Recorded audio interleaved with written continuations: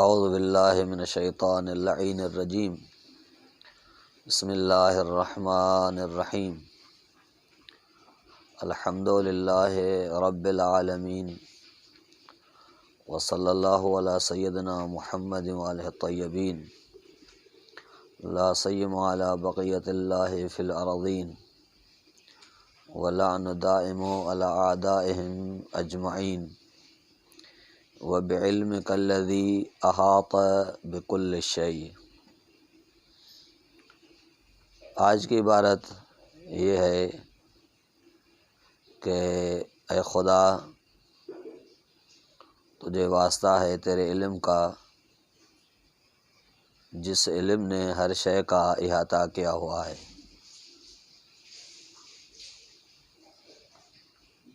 یہ جملہ قرآن مجید سے اقتباس ہے۔ قرآن مجید میں بہت سی آیات ہیں جو علم باری تعالیٰ کو بیان کرتی ہیں، اس کے وسعت کو بیان کرتی ہیں۔ عالم ہونا خداوند قدوس کے صفات ثبوتیہ میں سے ہے۔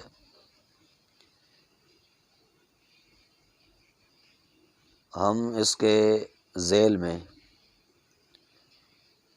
دو تین مبحث کو مطرح کریں گے۔ آج کا مبحث متعلق ہے آیات قرآنی سے،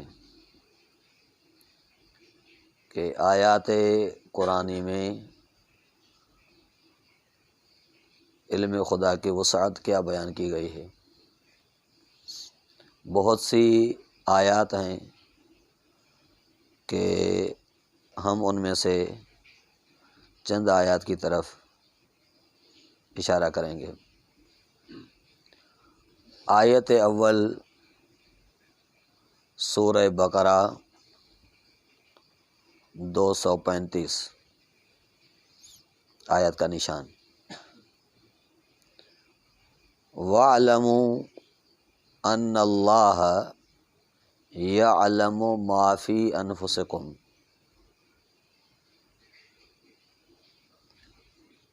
نفوس کے اندر جو چیزیں ہیں، یعنی کنہ نفس، حقیقت نفس، جانیے کہ اللہ اس شے سے بھی آگاہ ہے جو شے آپ کے نفوس میں ہے، یعنی انفس کے اندر جو شے ہے اللہ تبارک و تعالی اس سے بھی آگاہ ہے۔ ایک اور آیت سورہ آل عمران آیت کا شمار ہے 29۔ ارشاد رب العزت ہے کہ یعلم ما فی السماوات و ما فی الارض واللہ علی کل شیء قدیر، کہ اللہ تبارک و تعالی اس شے کو جانتا ہے جو آسمان کے اندر ہے، اور اس شے کو بھی جانتا ہے جو زمین کے اندر ہے، وہ ہر شے پر قادر ہے۔ قدرت اور علم یہ صفات ذاتی خداوند قدوس ہے، اور ایک دوسرے کا لازمہ ہے۔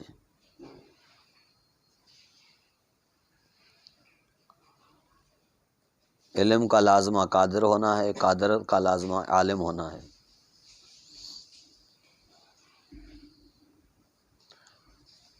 پھر سورہ انعام آیہ کا نمبر ہے 59۔ اس میں ارشاد رب العزت ہو رہا ہے وَعِندَهُ مَفَاتِيحُ الْغَيْبِ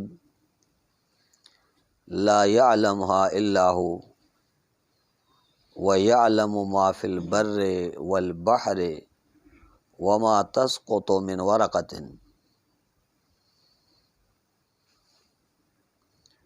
یعنی مفاتیح الغیب، غیب کی جو چابیاں ہیں وہ اس کے پاس ہے،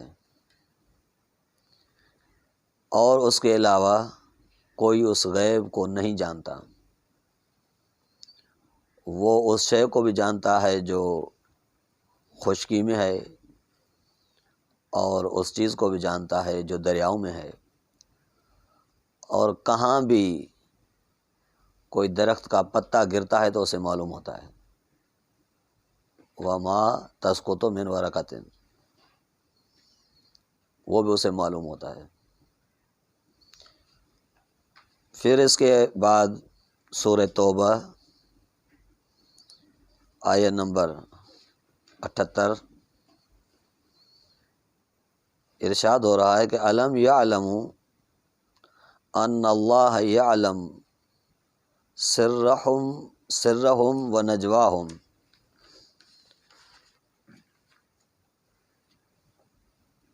خداوند قدوس وہ ہے جو جانتا ہے مخفی چیزوں کو اور نجواؤں کو،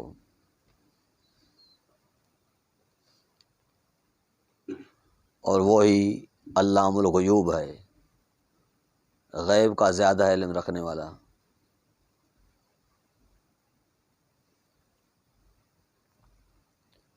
پھر اس کے بعد سورہ غافر آیہ کا شمار ہے 19 نمبر آیہ میں ارشاد ہو رہا ہے وَيَعْلَمْ خَائِنَةَ الْأَعْيُنِ وَمَا تُخْفِي الصُّدُورُ، خداوند قدوس آنکھوں کی حرکات کو بھی جانتا ہے، جو اس کے مخفی اشارے ہیں وہ ان سے بھی آگاہ ہے، عالم ہے، اور جو چیز صدور میں مخفی ہے، سینوں میں مخفی ہے، سینے کے اندر جو چیز مخفی ہیں خداوند قدوس اس کو بھی جانتا ہے، وہ بھی اس کے پاس معلوم ہے، وہ عالم ہے۔ پھر سورہ طلاق آیت نمبر 12 احاط بکل شیء علما، ہر شے کے اوپر اس کے علم کا احاطہ ہے۔ احاط بکل شیء علما، خداوند قدوس کے علم کو ہر شے پر احاطہ ہے، وہ محیط ہے ہر شے پر۔ پھر سورہ یونس آیہ نمبر 61 وما يعظب من ربك من مثقال ذرة، وما يعظب من ربك من مثقال ذرة، آپ کے رب سے ریتی کے ذرے برابر بھی کوئی چیز مخفی نہیں ہے، یعنی اشیاء میں سے جس کو بھی شے کہتے ہیں وہ تحت علم خدا ہے، علم خدا اس پر محیط ہے، خدا عالم ہے، اس کو جانتا ہے کہ خداوند قدوس اس شے پر محیط ہے، ہر شے کا اس کو علم ہے، جو بھی شے ہے اس کا معلوم ہے اور وہ اس کو علم ہے۔ اس کے بعد امام سجاد علیہ الصلوۃ والسلام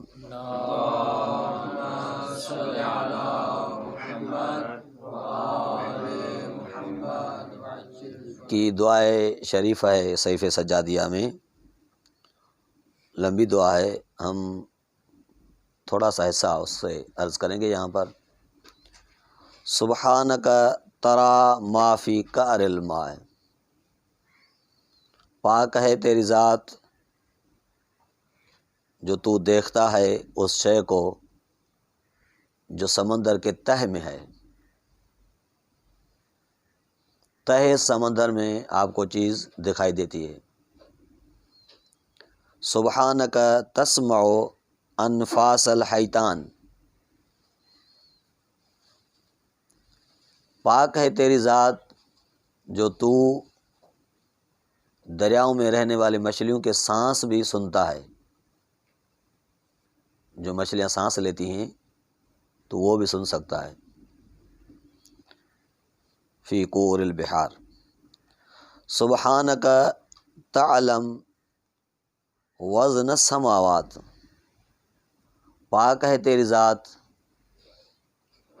جو تجھے آسمان کا وزن بھی معلوم ہے۔ سبحانک تعلم وزن الارضین، پاک ہے تیری ذات جو تو زمینوں کا وزن بھی جانتا ہے۔ سبحانک تعلم وزن الشمس والقمر، پاک ہے تیری ذات جو تجھے شمس و قمر، آفتاب و مہتاب کے وزن کا بھی علم ہے۔ سبحانک تعلم وزن الظلمت والنور، پاک ہے تیری ذات جو تجھے تاریکی اور روشنائی کا بھی وزن معلوم ہے۔ تاریکی کو وزن ہے، روشنائی کو وزن ہے، کہ تو اس کے وزن کو بھی جانتا ہے۔ سبحانک تعلم وزن الفیء والہوا، پاک ہے تیری ذات جو تو سائے کا بھی وزن جانتا ہے، جس چیز کا سایہ ہوتا ہے اسے کتنا وزن ہوتا ہے اور ہوا کو کتنا وزن ہے۔ تو صحیفہ سجادیہ دعا نمبر 24 ہے شاید، پھر دیکھیے گا کہ کون سی دعا ہے۔ تو خداوند قدوس کو ہر شے کا علم ہے۔ دیکھیے یہ کتنی مخفی چیزیں ہیں، سائے کا وزن، تاریکی کا وزن، روشنائی کا وزن، یہ کتنی مخفی چیزیں ہیں، خداوند قدوس کو معلوم ہے۔ خداوند قدوس شمس و قمر کا وزن خداوند قدوس کو معلوم ہے، وہ اس سے کوئی بھی چیز مخفی نہیں ہے۔ قرآنی قصات میں سے ایک قصہ جو جناب ابراہیم خلیل سے وابستہ ہے۔ جناب ابراہیم خلیل الرحمن کو جب منجنیق پر رکھا گیا آگ میں پھینکنے کے لیے کہ اسے پھینکا جائے، جلایا جائے، یہ ہمارے ارباب کی، رب کی توہین کرتا ہے، تو اس وقت جناب جبریل بہت دکھی ہوئے اور انہیں دکھ ہوا کہ یہ کام ہو رہا ہے۔ خداوند قدوس کا ارشاد ہوا کہ اے جبرائیل، آپ آج دکھی دیکھ رہے ہیں، کیوں؟ غمگین ہیں آپ؟ تو عرض کیا، بار الہا اس روئے عرض پر ایک ہی آدمی تو ہے جو تیری توحید کی پرچار کرتا ہے، وہ ایک ہی تو ہے جو توحید کا دفاع کرتا ہے، توحید کی پرچار کرتا ہے، باقی تو سارے تیرے مخالف ہیں۔ وہ ایک بندہ بھی آج آتش میں پھینکا جا رہا ہے، جلایا جا رہا ہے، اسی وجہ سے دکھی ہوں۔ تو ارشاد رب العزت ہوا کہ اے جبریل، دکھ نہ کر، غم نہ کر، یہ جب مجھے بلائے گا میں اسے بچا لوں گا۔ اس وقت جناب جبرائیل متوجہ ہوئے حضرت ابراہیم خلیل کی طرف اور عرض کیا کہ اے خلیل الرحمن، آپ اپنے دوست کو کیوں نہیں بلاتے، اسے مدد کیوں نہیں مانگتے؟ ابھی تو وقت ہے مدد مانگنے کا۔ تو جناب ابراہیم نے فرمایا کہ اے جبرائیل، تو نہیں جانتا جو میرے دل میں ہے۔ تو جملہ فرمایا، حسبی من سوالی علمہ بحالی، میرے سوال کرنے سے یہ ایک چیز کافی ہے کہ وہ میرا دوست جو ہے اس کو میرے حال کا علم ہے، یعنی میں کس حالت میں ہوں اسے معلوم ہے۔ تو جب معلوم ہے تو پھر اسے بتانے کی کیا ضرورت ہے؟ تو اس وقت ارشاد رب العزت ہوا یا نار کونی بردن و سلام علی ابراہیم، اے آتش ٹھنڈی ہو جا اور سلامت بن جا ابراہیم کے لیے۔ تو یہ ٹھنڈی کے ساتھ جو سلام لفظ آیا ہے اس میں بھی نقطہ رکھا ہوا ہے، ایک بات کی طرف اشارہ ہے کہ امر کونی جو خداوند قدوس کی طرف سے ہوا کہ برد ہو جا، ٹھنڈی ہو جا، تو شاید وہ اتنی ٹھنڈی ہو جاتی کہ ابراہیم کو پھر ٹھنڈ سے تکلیف ہوتی، یعنی وہ آتش اتنی گرم تھی کہ اس سے تکلیف ہوتی، پھر وہ ٹھنڈی اتنی ہو جاتی اگر فقط بردن ہوتا کہ وہ پھر ٹھنڈ سے اسے تکلیف ہوتی، لیکن کہا کہ برد و سلام ہو جا، یعنی اتنی تو معتدل مزاج بن جا کہ میرے خلیل کو کوئی تکلیف نہ پہنچے، اس کو کسی قسم کی اذیت نہ ہو۔ تو اس آیات میں علم خداوندی کا احاطہ بیان کیا گیا ہے کہ وہ ہر شے پر محیط ہے، کوئی بھی شے اس سے غائب اور مخفی نہیں ہے، وہ ہر چیز پر احاطہ کیا ہوا ہے علم کے ذریعے سے۔ یہ علم خداوند قدوس جو آیات میں پیش ہوا، پھر چند روایات عرض کریں گے اور علم کی تقسیمات، اور پھر دیکھیں گے کہ خداوند قدوس کا علم ان اقسام میں سے کون سا قسم ہے جو لائق ہے اس کے کہ خداوند قدوس کا علم بن سکے۔ اور صلی اللہ علیہ محمد وعلیہ طیبین الطاہرین المعصومین۔